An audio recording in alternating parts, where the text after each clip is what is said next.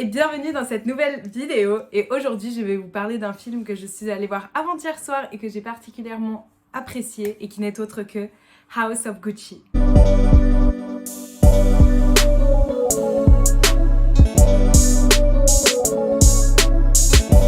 Je tenais d'avance à m'excuser pour la luminosité pourrie. J'étais censée recevoir ma ring light dans la journée. Il est 15h55 et je ne l'ai toujours pas reçu, donc je suis un peu deg. Let's go to the review. Dans un premier temps, je vais faire comme d'habitude et attribuer une note à ce film.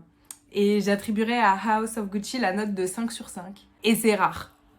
House of Gucci est un film qui est sorti le 24 novembre 2021 en France. C'est un film de 2h37 qui a été réalisé par Ridley Scott. Et l'incroyable BO sur laquelle je reviendrai un peu plus tard a été créé par Harry Gregson Williams. Comme à mon habitude, je vais commencer par vous lire un synopsis qui a été bien évidemment pompé sur Allociné. On ne les cite plus. Gucci est une marque reconnue et admirée dans le monde entier. Elle a été créée par Guccio. Gucci a ouvert sa première boutique d'articles de cuir de luxe à Florence il y a exactement un siècle. À la fin des années 70, l'empire italien de la mode est à un tournant critique de son histoire. Si l'entreprise rayonne désormais à l'international, elle est handicapée par des rumeurs de malversation financière, une innovation en berne et une dévalorisation de la marque. Le groupe est dirigé par les deux fils du fondateur, Aldo, personnage rusé et haut en couleur, ainsi que son frère Rodolfo, beaucoup plus froid et traditionnel. Aldo n'a pas la moindre intention de céder le contrôle de l'empire à qui que ce soit, et encore moins à son fils Paolo, garçon fantaisiste qui aspire à devenir styliste. Quant à Maurizio, fils timide et surprotégé de Rodolfo, il a davantage envie d'étudier le droit que de diriger un groupe de luxe mondialisé. C'est alors que Maurizio tombe amoureux de la ravissante et manipulatrice Patrizia Reggiani et, contre l'avis de son père, décide de l'épouser. Lorsqu'Aldo se découvre des affinités avec Patrizia, il réussit, avec l'aide de la jeune femme, à convaincre son neveu de renoncer à ses ambitions juridiques pour intégrer l'entreprise dont il devient, de facto, le probable héritier. Ce qui ne manque pas de nourrir la rancœur de Paolo, dont le talent n'est pas à la hauteur de ses rêves artistiques. Je vais commencer par commenter la trame. Je l'ai trouvée géniale, très bien ficelée. Normal, c'est tiré d'une histoire vraie, j'ai oublié de le préciser d'ailleurs. Et écrit par Becky Johnston. J'écris là, parce que je ne sais pas prononcer. Je ne connaissais pas du tout l'histoire de la maison Gucci. Et forcément, le fait de ne pas connaître l'histoire de la maison Gucci et de Maurizio Gucci en particulier rend le film plus intéressant et plus plein de suspense. Et l'histoire en elle-même est d'ailleurs très intéressante et voir ce film m'a vraiment donné envie d'en savoir plus sur l'histoire de Gucci, de la maison Gucci. C'est un film qui dure 2h37 et pourtant promet que j'ai pas vu le temps passer. Je suis rentrée dans la salle, je suis sortie de la salle et je me suis dit c'est pas possible, ça fait pas 2h37 que je suis en train de regarder ce film. C'était tellement bien, tellement prenant, j'étais tellement prise dans l'intrigue que au bout de 2h37, je me suis dit c'est pas possible, ça fait pas 2h37. La BO du film, est-ce qu'on peut en parler? La BO du film est juste magnifique, elle est géniale, elle correspond super bien à l'atmosphère du film, aux scènes. Il y a eu, je trouve, un réel travail sur la BO et sa correspondance avec les scènes, ce qui est tout à fait normal dans un film, mais pour le coup, des fois la BO, je la remarque même pas, et là, c'est un truc que j'ai remarqué presque tout de suite. Quant au décor, alors je ne sais pas du tout si ça a été tourné vraiment en Italie, mais en tout cas les décors d'Italie sont juste magnifiques, super bien réussis. Je me croyais en Italie en fait, donc je les ai trouvés géniaux. Par contre, les décors de la Suisse, je ne suis pas fan. Je trouve pas que ce soit très réaliste par rapport à la Suisse. Et ils se sont pas trop cassés la tête, quoi. Ça a été tourné dans les montagnes et c'est tout. Parce que bon, faut quand même quelques petits points négatifs. Non mais oh, un film peut pas être à 100% parfait. Par contre, les décors intérieurs sont juste sublimes. Les maisons, les penthouses, magnifiques. Après, les décors à New York sont pas les meilleurs parce qu'ils étaient un peu simplistes à mon goût. Et en plus, des fois, je savais pas si on était à New York ou en Italie parce que entre les décors qui sont pas forcément accurate et le fait que des fois la transition est faite et on s'en rend compte qu'après qu'en fait on est à New York depuis 10 minutes. Sur les transitions Italie-New York, il aurait peut-être pu avoir un travail un peu plus poussé. Maintenant j'ai envie de parler du cast et des acteurs qui sont formidables. Et on va commencer par Queen Lady Gaga quoi. C'est le premier film que je vois avec Lady Gaga. Shame on me. Je n'ai toujours pas vu une A Star is Born. Et elle a un talent d'actrice, mais je m'attendais pas à ça. Et son accent italien, il est génial. Je me croyais en Italie avec des Italiens qui parlaient anglais, pour des Français qui parlent pas du tout l'italien, qui ont jamais été en Italie et tout ça. Je pense que ça peut être un peu dur de savoir si elle avait réellement un bon accent italien ou non. Et ce, tout le long du film. Et donc j'ai oublié de préciser, mais c'est obvious, Lady Gaga jouait le rôle de Patrizia Reggiani. Maintenant, on va parler de Adam Driver, qui joue le rôle de Maurizio Gucci. Alors, il jouait très bien son rôle, tellement bien qu'il m'a fait ressentir différentes émotions envers son personnage tout au long du film. Par contre, sorry, mais son accent italien est à revoir. Quand il parle anglais, il parle anglais avec son accent anglais. Et quand il parle italien, je sais pas à quoi ça ressemble. Je suis désolée, Adam. Tu verras jamais cette vidéo, mais je suis désolée. Mais par contre, sa prestation d'acteur, waouh, moi j'ai adoré. Je ne connaissais pas du tout cet acteur et j'ai vraiment adoré sa façon de jouer. Aldo est joué par Al Pacino et j'ai rien à dire parce que c'est Al Pacino quoi.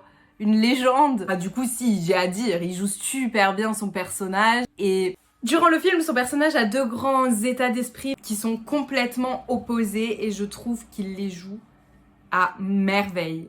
Maintenant, on va parler de Salma Hayek qui était dans le rôle de Pina. Pina est un perso un peu sous-coté, je trouve. Enfin, l'actrice aussi du coup, parce qu'on la voit beaucoup, mais elle est beaucoup au second plan. Et je trouve ça dommage parce que l'actrice l'a interprétée à merveille, sachant qu'en plus, Pina, c'est ce que j'appelle un caméléon. En fait, elle s'adapte un petit peu à la personne en face de qui elle est. Et on le voit surtout quand elle est avec Patrizia. Et puis vu que je suis française, je vais quand même dire un petit mot sur Camille Cotin. À mon sens, son perso est trop discret, on le voit pas assez, donc c'est un peu compliqué de parler son jeu d'actrice. Mais de ce que j'ai vu, elle jouait quand même bien. Et là où j'ai beaucoup aimé et beaucoup pu analyser son jeu d'actrice, c'est quand elle faisait face à Patrizia, parce que Patrizia a vraiment une personnalité très excentrique, c'est quelqu'un qui prend toute la place. Elle m'a fait ressentir ce sentiment qu'elle n'avait pas peur de Patrizia, mais qu'en même temps, elle n'allait pas start drama pour Maurizio. Voilà, donc on va passer à une partie avec du spoil. Donc si vous n'avez toujours pas vu House of Gucci, je vous redirige à la toute fin de la vidéo. Alors moi j'étais très très naïve au début. Je pensais vraiment que Patrizia, elle l'aimait vraiment Maurizio. Et en fait, non, je crois qu'elle s'est juste mariée avec lui parce qu'il portait le nom Gucci. Après, je pense vraiment qu'à un moment donné, elle l'a aimé, mais c'est pas ce qui l'a conduite à lui. Elle a vraiment voulu reprendre contact avec lui parce qu'il lui a dit « je m'appelle Gucci ». Après, malheureusement, j'ai trop de mal à détester Patrizia, alors que je devrais. C'est vrai qu'elle avait cet aspect manipulatrice qui m'a manipulée, moi, spectatrice aussi, et où j'ai pas compris tout de suite qu'elle était là pour l'argent, pour Gucci. Et j'ai compris ça quand vraiment on l'a vu faire ses stratégies pour diriger Gucci. Parce que je pense qu'en fait, au final, ce qu'elle voulait, c'était être à la tête de Gucci. Après, quand Maurizio l'a quittée, elle m'a vraiment fait de la peine. Et moi, je suis quelqu'un de très empathique. Et donc, c'est vrai que j'ai vraiment pris ses émotions à elle. Ça m'est jamais arrivé de me reconnaître dans un perso si différent de moi. Je sais pas comment expliquer. Quant à Maurizio, j'ai adoré son personnage, surtout au début. Vraiment, c'était quelqu'un d'innocent. Et je pense que c'est Patrizia qui l'a rendu comme il est devenu à la fin de sa vie. Mais c'est vrai qu'au début, je l'aimais vraiment beaucoup. J'ai commencé à ne plus l'aimer quand il a quitté Patrizia, parce que je trouve qu'il l'a quitté d'une manière un peu injuste. Il aurait quand même pu aller lui amener le papier de divorce en personne, par exemple. Et ils auraient pu avoir une discussion. Lui refusait toute communication entre eux à partir du moment où elle est partie avec sa fille de Suisse. Et ça, j'ai trouvé ça quand même un petit peu abusé. Et mine de rien, il l'oublie peut-être un peu, mais c'est grâce à Patrizia que Gucci en était où Gucci en était quand il l'a quitté. Et d'ailleurs, je trouve pas étonnant qu'une fois qu'elle l'ait quitté, il ait pas su gérer les affaires de Gucci tout seul et que Gucci soit au bord de la faillite, on peut le dire, quand lui était à la tête.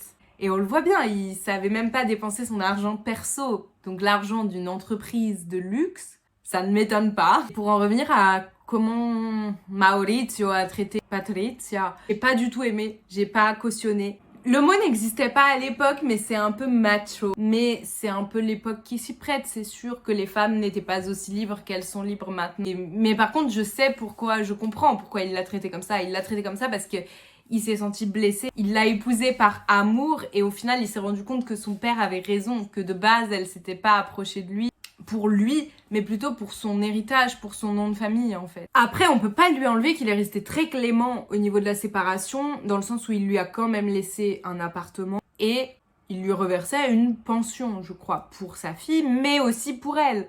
Avec le recul, j'ai beaucoup repensé au film, c'est pour ça que j'ai pas du tout filmé une review à chaud. Je pense que Patrizia n'a pas eu le cœur brisé que Maurizio la quitte. Elle a eu le cœur brisé de tout ce qu'elle perdait quand il l'a quittée. Alors bien sûr, je pense qu'elle l'aimait après. Parce que même sa manière de se venger et tout, ça fait très quand même femme blessée et qui était amoureuse et attachée. Et je pense qu'elle était amoureuse de lui au final, mais elle était encore plus amoureuse de la maison Gucci. Je pense que son ambition, c'était vraiment avoir les rênes de Gucci. Et d'ailleurs, on le voit bien au procès à la fin. Quand il l'appelle Patrizia Regina, elle dit non. Appelez-moi Patrizia Gucci. Et là, c'est là qu'on voit à quel point elle était plus attachée au nom Gucci et à l'entreprise qui allait avec son mari qu'à son mari. Maintenant, j'ai beaucoup critiqué Maurizio et beaucoup été dans la compréhension de Patrizia, mais rien ne justifie de faire tuer son mari. Et d'ailleurs, au final, leur fille a non seulement perdu son père parce que sa mère a fait faire tuer son père, mais elle a également perdu sa mère parce que sa mère a fini en prison. Donc pauvre gamine en plus. Et elle n'a pas hérité de Gucci. Malheureusement, je pense que Patrizia en est arrivée jusque là parce qu'elle était blessée et elle a juste pas supporté la frustration de perdre et son mari et tout ce qui allait avec Gucci, la richesse. Et je pense donc que son envie de vengeance a juste pris le pas sur sa raison. Et le dernier petit truc que j'aimerais ajouter, c'est que dès que le film sort en DVD, je l'achète. Cette vidéo est désormais terminée. Je vous dis à la semaine prochaine pour une prochaine vidéo. N'hésitez pas à mettre un pouce en l'air si vous avez aimé, à commenter si vous avez vu House of Gucci ou à me commenter des suggestions de vidéos d'ailleurs. N'hésitez pas à me suivre sur TikTok et Instagram. Et moi je vous dis à bientôt pour une nouvelle vidéo. Bye!